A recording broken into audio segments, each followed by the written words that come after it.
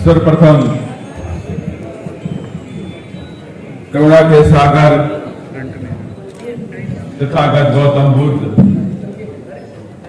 सामाजिक परिवर्तन के अग्रदूत, शिक्षा के जनक महात्मा ज्योतिबा फूले, आरक्षण के जनक कुर्मी राजा छत्रपति साहू जी महाराज, भारतीय संविधान के रचयिता, बौद्ध सत्व, भारत रत्न परम पूज्य बाबा साहब डॉक्टर भीमराव अंबेडकर,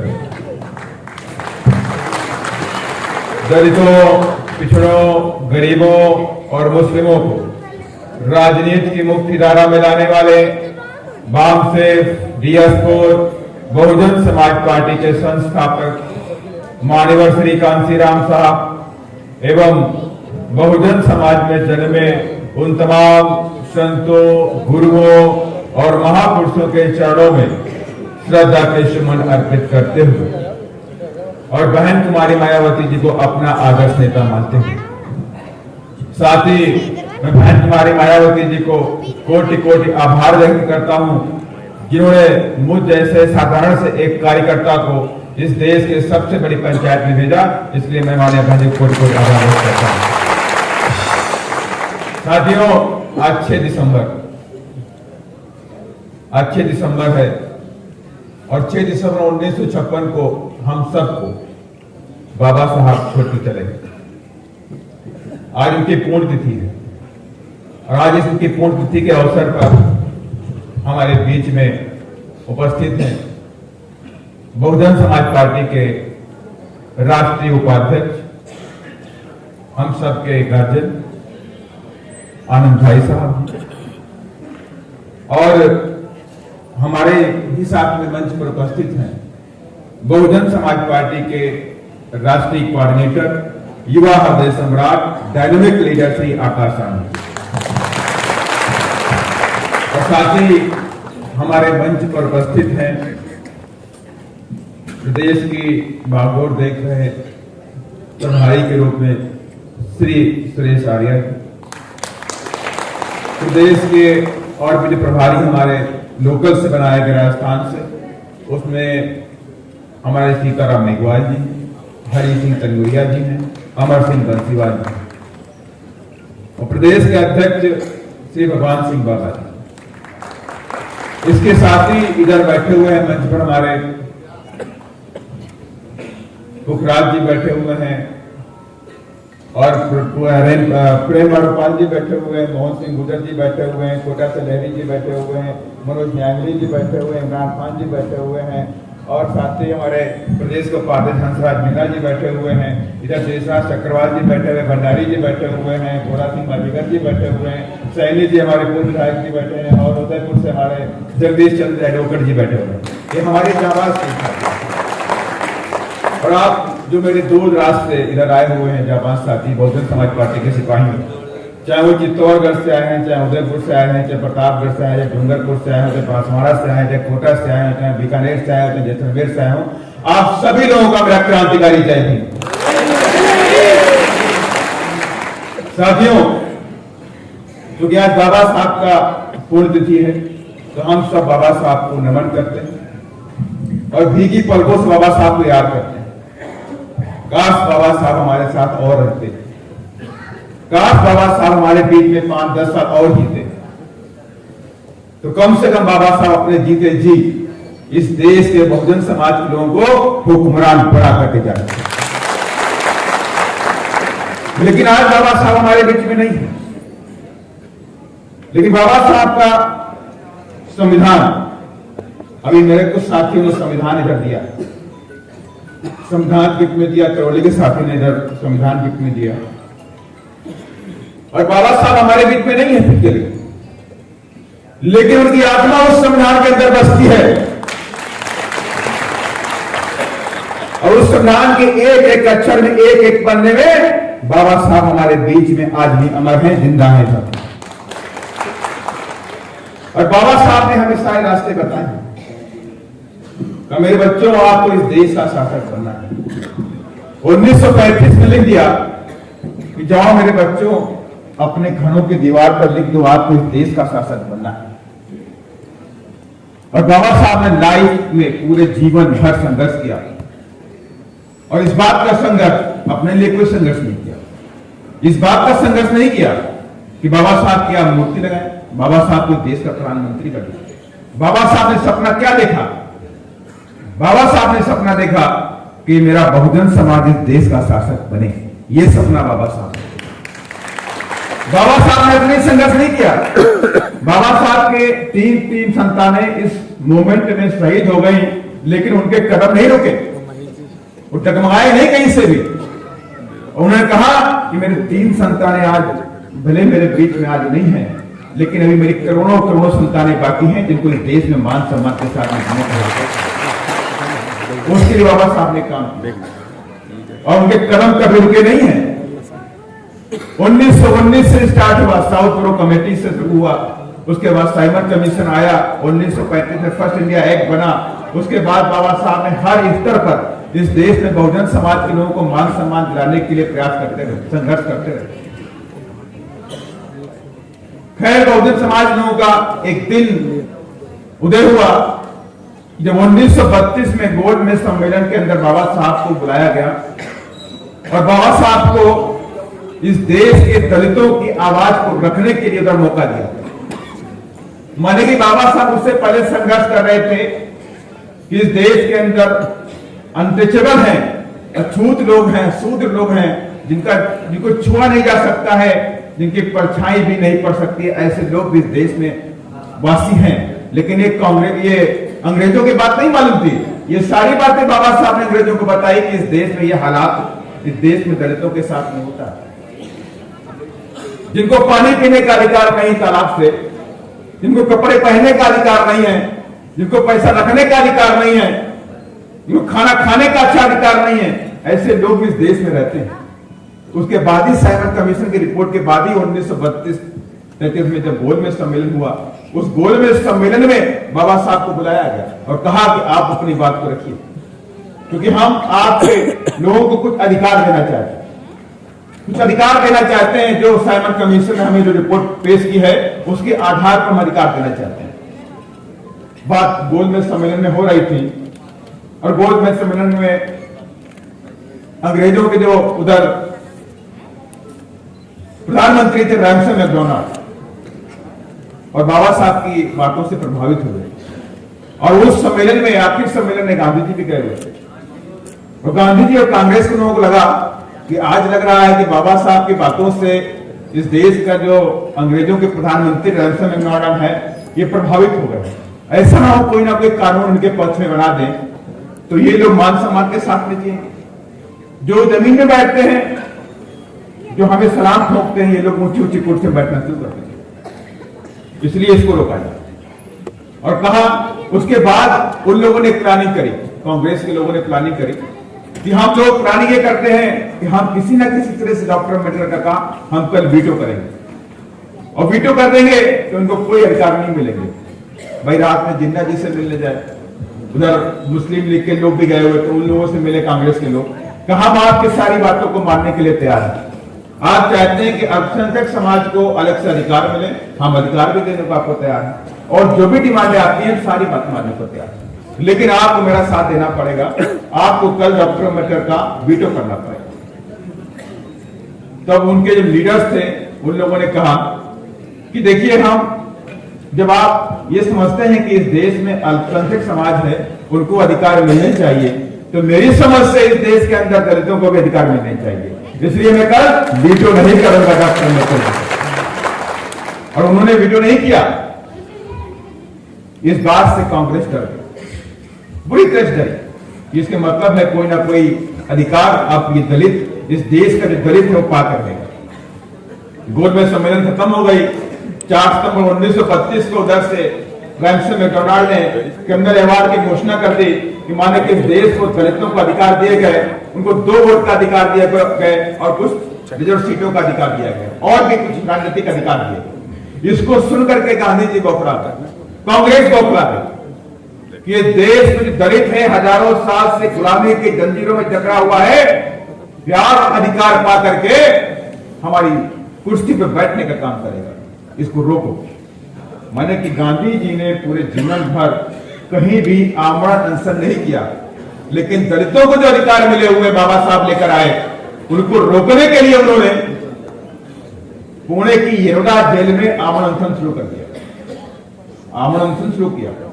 बाबा साहब पे भारी दबाव बना कि आप जो अधिकार लेकर आए हैं उस पर आप कोई सुलह समझौता कर लीजिए। बाबा साहब ने कहा मैं कोई भी सुलह समझौता नहीं करने जा रहा। कहा गांधी जी की जान बचा लीजिए। तो बाबा साहब ने कहा कि मेरे सामने करोड़ों करोड़ों मेरे भाई हैं, मेरे बहुजन समाज के लोग हैं, उनकी जान बचाओ कि आपकी गांधी जी की जान बचाओ। मैं कोई समझौता नहीं करूंगा। तब लोगों ने कहा कि आप समझौता नहीं करेंगे तो आपको हम मारेंगे, आपको बिजली के खंभे में बांध के मारेंगे। तो बाबा साहब ने कहा मुझे कल मारना तो आज मार दो, लेकिन मैं कोई समझौता अपने समाज के साथ में नहीं करूंगा। फिर कांग्रेसियों ने कहा कि बाबा साहब डॉक्टर अम्बेडकर आप मेरी बात को नहीं मान रहे हैं, ठीक है, लेकिन हम आपको नहीं मारेंगे, हम आपके प्यारे प्यारे समाज को मारेंगे, उनको दंगा करके मारेंगे। तो बाबा साहब डॉक्टर अम्बेडकर थोड़ा डरे कि मेरा जब समाज ही नहीं बचेगा तो इन अधिकारों को लेकर के मैं क्या करूं। तब बाबा साहब डॉक्टर अम्बेडकर ने 24 सितंबर 1932 को पुणे पैक्ट पे सुलह समझौता किया। बाबा साहब ने साइन किया और कांग्रेस की तरफ से मदन मोहन मालवीय ने साइन किया। उसको बोलते हैं पुणे पैक्ट। और उसके बाद बाबा साहब से विदेश की मीडिया आई हुई थी। उन लोगों ने बाबा साहब से पूछा कि बाबा साहब डॉक्टर अम्बेडकर आप कैसा महसूस कर रहे हैं। तो बाबा साहब ने कहा कि जो फलों की टोकरी में अपने बहुजन समाज के लोगों को लेकर आया था, अंग्रेजों से लड़ के लेकर आया था, वो फलों की टोकरी इन कांग्रेस और गांधी के लोगों ने मुझसे छीन ली है। उसका जूस निकाल करके छिलका मेरे चेहरे पे मार दिया है। ये मैं कोई भूलूंगा नहीं। और उसके बाद भी बाबा साहब ने हमें अधिकार दिलाने के लिए जीवन भर संघर्ष करते हैं। 1946 की बात थी। 1947 में घोषणा कर दी गई कि हम देश को आजाद कर देंगे। आगे 7-8 सालों तक देश में संविधान बनाने की बात चली, कॉन्स्टिट्यूशन असेंबली बनाने की बात चली। तो बाबा साहब डॉक्टर अम्बेडकर ने कहा अगर मैं कॉन्स्टिट्यूशन असेंबली में पहुंच जाऊंगा तो कम से कम हम इस देश के दलितों, आदिवासियों, गरीबों की आवाज को उसमें रखूंगा, उनको अधिकार दिलाऊंगा। बाबा साहब चाह रहे थे कि बंबई चुनाव करो, तो बंबई में लगा कि कांग्रेस जीतने नहीं देगी। फिर कांग्रेस ने मुहिम छेड़ रखी थी बाबा साहब के विरोध में। बाबा साहब के विरोध में मुहिम छेड़ रखी थी, कहा कि डॉक्टर अम्बेडकर को किसी भी हालत में संविधान सभा में प्रवेश नहीं मिलना चाहिए। यहां तक कि उनके कुछ लीडरों ने यह भी कहा कि हमने दरवाजे खिड़कियां बंद कर दी हैं, रोशनदान भी बंद कर दिए हैं, दरवाजे पे 9 बंद के ताले लगा दिए हैं। देखता हूं कि डॉक्टर अम्बेडकर कहां से जीत के आएंगे। और धन्य है जयसर खुलना के लोग, पश्चिम बंगाल के लोग, जिन्होंने बाबा साहब से कहा कि बाबा साहब डॉक्टर अम्बेडकर आप जयसर और खुलना मेरे पश्चिम बंगाल में आ जाइए, जहां पर दलितों को चंडाल बोलते हैं और मुसलमान को, उनकी दोनों की आबादी 52% के आसपास थी। उन लोगों ने कहा बाबा साहब हमारे यहाँ जाइए, हम आपको जिता करके संविधान सभा में भेजने का काम करेंगे। और बाबा साहब वहां पहुंचते हैं और बाबा साहब जब पहुंचे तो वहां के लोगों ने बाबा साहब को जिता करके संविधान सभा 1946 से कांग्रेस जड़ गई। ये क्या हो, मैंने जिनको रोकने का प्रयास किया, अरे वो तो पश्चिम बंगाल जीत के आ गया। मैं तो सोच रहा था कि मुंबई तक सीमित है, ये तो पश्चिम बंगाल तक जीत के आ गया। और एक साजिश के तहत उस पश्चिम बंगाल को उन लोगों ने उसको पूर्वी पाकिस्तान बना दिया, जबकि नियम यह था कि जहां पर दलितों की आबादी या मुसलमानों की आबादी 51% के ऊपर होगी, वहां पर उसको पूरी पाकिस्तान बनाए। लेकिन वहां आबादी नहीं थी, वहां उनकी आबादी 25% थी। 25% आबादी होने के बाद भी उसको पूरी पाकिस्तान बना दिया गया, क्योंकि बाबा साहब को रोकना चाह रहे।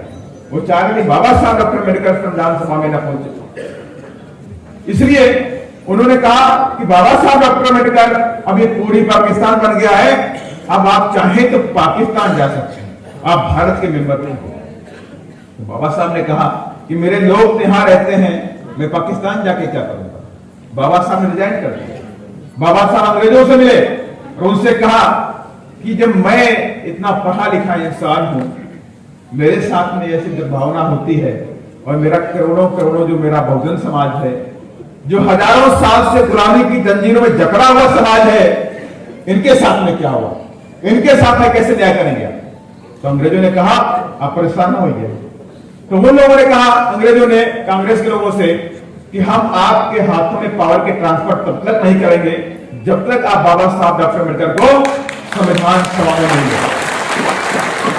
तब कांग्रेस के लोगों ने 1947 में एक सीट खाली कराई, एमआर जयकर, मुकुंद राज जयकर की सीट, पुणे की सीट जो थी, खाली करा करके बाबा साहब को उस सीट से संविधान सभा में भेजने का काम किया। और 15 अगस्त 1947 को बाबा साहब भारत के प्रथम कानून मंत्री बने, देश भी आजाद हुआ, उसी दिन कानून मंत्री बन गए। उसके कुछ ही दिन बाद बाबा साहब संविधान सभा की ड्राफ्टिंग कमेटी के चेयरमैन बना दिए गए। और चेयरमैन इसलिए नहीं बनाए गए, चेयरमैन इसलिए बनाए गए कि बाबा साहब के अंदर काबिलियत, बाबा साहब के अंदर एजुकेशन थी, उस शिक्षा और काबिलियत के दम पर वो ड्राफ्टिंग कमेटी के चेयरमैन भी बना दिया गया। उसके पीछे भी एक इंटरेस्टिंग कहानी है। ड्राफ्टिंग कमेटी चेयरमैन के लिए भी इंटरेस्टिंग कहानी है। कांग्रेस के लोगों ने लंदन फोन किया, कोलंबिया फोन किया, ऑक्सफोर्ड फोन किया, वहां के लोगों से बात की कि हमें एक ऐसा व्यक्ति के नाम सुझाइए जो हमारे देश का संविधान लिख सके। तो कोलंबिया यूनिवर्सिटी ने कहा, अरे आपके देश में सूरज रहता है, आप हमारे देश में क्या ढूंढ रहे हो भाई? सूरज तो आपके देश में है, आप हमारे यहाँ क्या ढूंढ रहे हो? तो बोला कौन है सूरज? कहा डॉक्टर अम्बेडकर। हमारे यूनिवर्सिटी में आज तक ऐसा स्कॉलर नहीं मिला, आपके देश में रहते हैं, आप उनसे संपर्क करिए। तब उसके बाद बाबा साहब को इन लोगों ने ड्राफ्टिंग कमेटी का चेयरमैन बना दिया। और जब ड्राफ्टिंग कमेटी का चेयरमैन बनाया तो हजारों साल की गुलामी की जंजीरों को बाबा साहब ने तोड़ के रख दिया।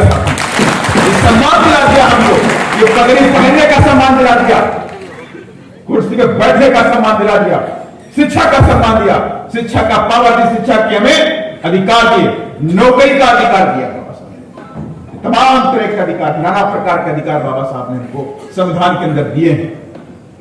और ये जरूरी साथियों है, मैं आज बाबा साहब के बारे में इसलिए मैं कह रहा हूं कि बाबा साहब ने रास्ते बनाए हैं और बाबा साहब ने कहा भी है, बाबा साहब ने कहा है कि शिक्षित बनो, संघर्ष करो और संगठित रहो। ये तीन बातें बाबा साहब ने कही अपने उपदेश में। का शिक्षा वो शेरनी का दूध है जो पिएगा दहाड़ा।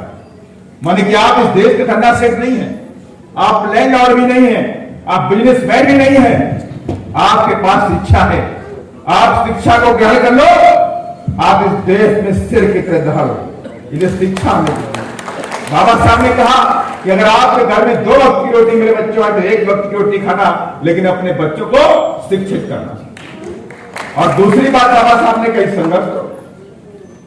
का संवैधानिक अधिकारों के लिए संघर्ष करना पड़ेगा, आपको संघर्ष करना पड़ेगा, क्योंकि अधिकार मांगे जाते नहीं हैं, अधिकार छीने जाते हैं, इसलिए आपको संघर्ष करना। और संगठित रहने के नाम पर बाबा साहब ने कहा कि जो मेरा बहुजन समाज है, ये बैठा हुआ इधर है, इन सबको संगठित रहना पड़ेगा। बाबा साहब डॉक्टर अम्बेडकर ने हमें वोट की ताकत दी है, और वोट की ताकत इतनी बड़ी ताकत है, अगर बहुजन समाज के लोग उस वोट की ताकत को समझ जाएं तो उनके ऊपर आने होने वाले अत्याचार, मैं देखता रहता हूं, जब राजस्थान में मैं पढ़ता रहता हूं, खून के घूंट पी लेता हूं, मैं देखता हूं जब कि बंदोली हो रही है, गोली से उतारे जा रहे हैं, शादी होती है तो वहां पे पत्थरबाजी हो जाती है।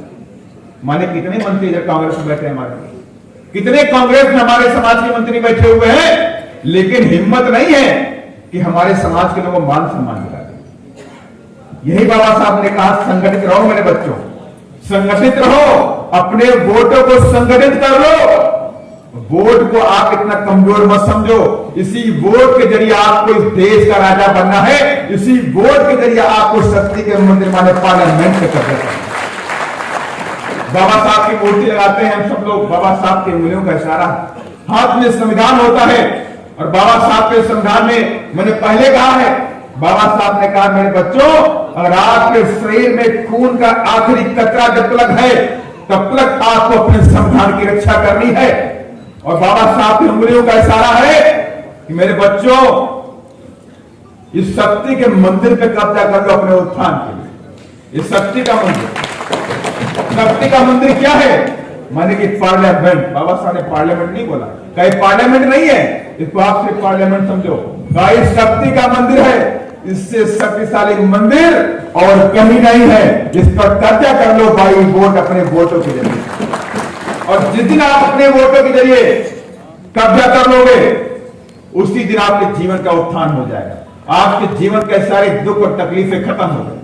इसलिए हमें बाबा साहब की बात को मानना चाहिए। बाबा साहब की आज पुण्यतिथि है। बाबा साहब की पुण्यतिथि पर हम आए सिर्फ फूल चढ़ा के चले जाएं, बाबा साहब अमर रहे या जय भीम बोल के चले जाएं, तो ये बाबा साहब नहीं, पूरे समाज के साथ में अन्याय होगा। अगर बाबा साहब को अगर हम सही से मानते हैं, बाबा साहब के पुण्यतिथि पर हमें कसम खानी चाहिए कि बाबा साहब अभी आपका सपना पूरा नहीं है, 2023 में राजस्थान में पूरा करें। 14 अप्रैल को सिर्फ कसम खानी चाहिए कि बाबा साहब हम रुके नहीं हैं, आपके कार्य को मंजिल तक लेकर जाए। अपने घर में बाबा साहब की फोटो लगाइए और डेली बाबा साहब को देखिए शाम के समय कि बाबा साहब आपकी शहादत खराब नहीं होगी, आपका संघर्ष खराब नहीं होगा। हम आपके बच्चे अपने रास्ते पर, आपके बताए हुए रास्ते पर चल करके सत्ता हाथ में लेकर आएंगे। अगर ये हम काम करेंगे तो मैं 100% कहता हूं कि 2023 में राजस्थान में बीएसपी के हाथी को कोई रोक नहीं पाएगा। और 2024 में हम सब अपनी बहन जी को इस देश की गलती तक पहुंचाएं। इसलिए मैं कहता हूं, इस वोट की ताकत को समझिए, संगठन की ताकत को समझिए। आप सभी लोग मिलकर के काम करिए। बिना काम के कुछ नहीं होने वाला।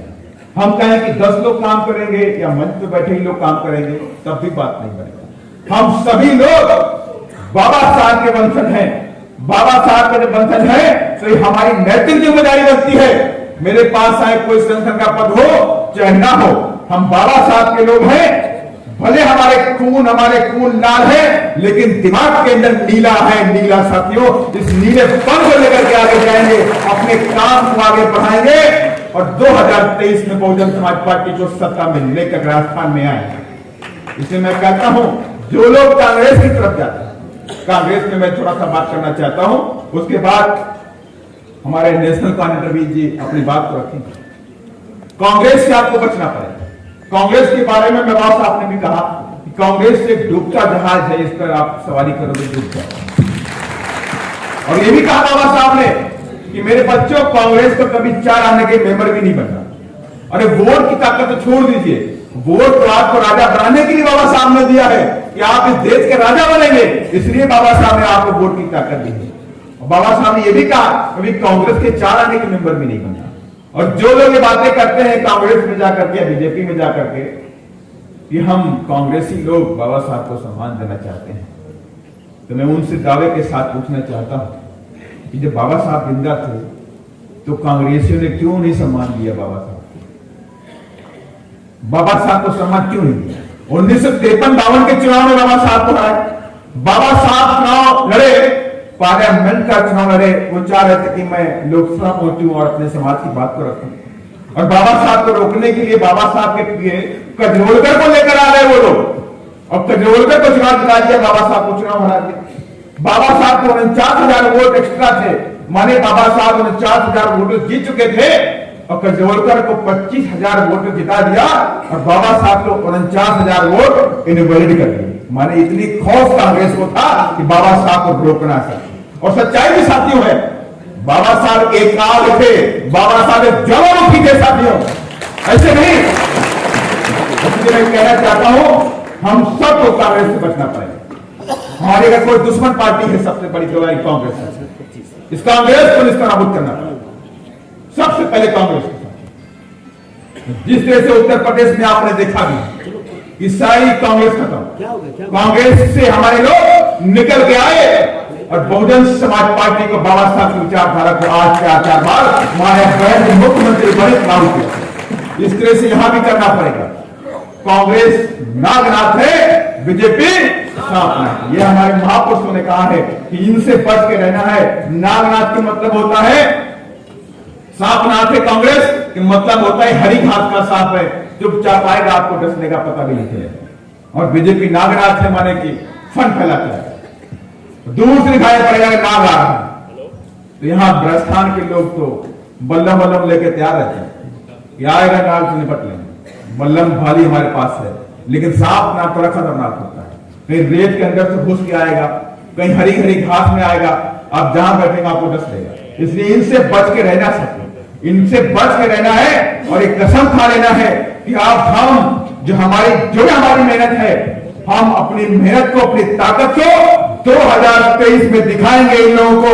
राजस्थान में नीला क्रांति लेकर जाएंगे और नीले क्रांति में बहुजन समाज पार्टी को इतनी ताकत देंगे कि हम इधर सत्ता पे काबिज हो करके रहेंगे।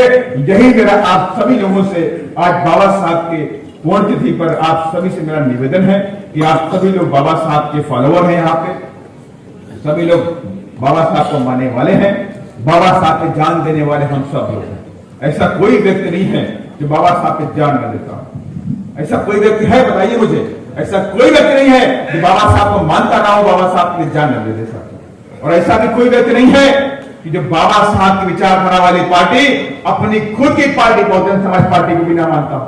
तो बहुजन समाज पार्टी को सत्ता में लाने के लिए प्रयास करना पड़ेगा, पूरी ताकत के साथ में काम करना पड़ेगा, गांव गांव धानी धानी जाना पड़ेगा, अपनी टीम खड़ी करनी पड़ेगी। अभी हमारे गायक मंडली के लोगों ने कहा, मेरा जी ने कहा, झंडा और डंडा, 5 फुट का झंडा और उसके लगा नीला झंडा, और ऐसे डंडों और झंडों कम से कम हर बूथ पर 10-10 झंडे और डंडे खड़े हो लेकर के मेरे सिपाही तुम्हें दावों के साथ में कहता हूं 2023 में बहुजन समाज पार्टी की महामाई सर।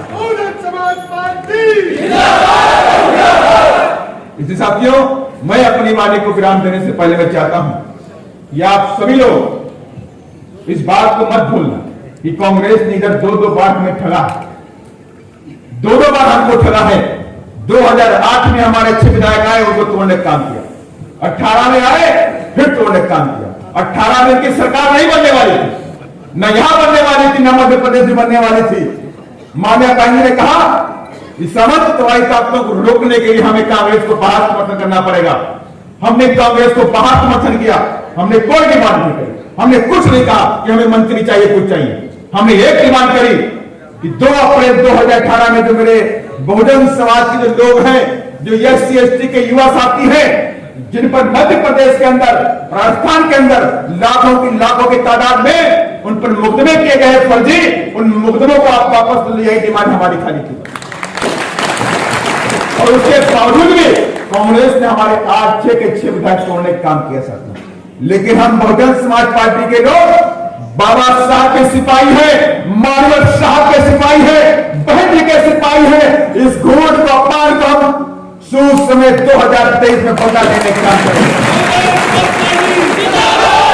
इस बार कांग्रेस को नहीं छोड़ेंगे, कहीं से सत्ता में आ जाए साथियों। इन्हीं सब बातों के साथियों, मैं अपनी वाणी को विराम देना चाहता हूं और मैं चाहता हूं कि मेरे साथ आप लोग महापुरुषों के सम्मान में एक बार इतनी तेजी से उनके सम्मान में आवाज आनी चाहिए, बाबा साहब के पुण्यतिथि पे आवाज आनी चाहिए कि आज इधर मुख्यमंत्री कुर्सी भी हिलनी चाहिए। बहुत हमारी मायावती जिंदाबाद,